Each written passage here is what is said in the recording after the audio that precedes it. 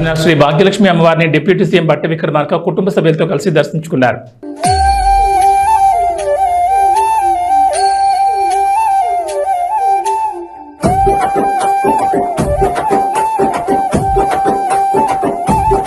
నల్లటి రూపంలో మాంకాళి, ఎర్రటి కన్నుల కాళివే, సల్లని సూపు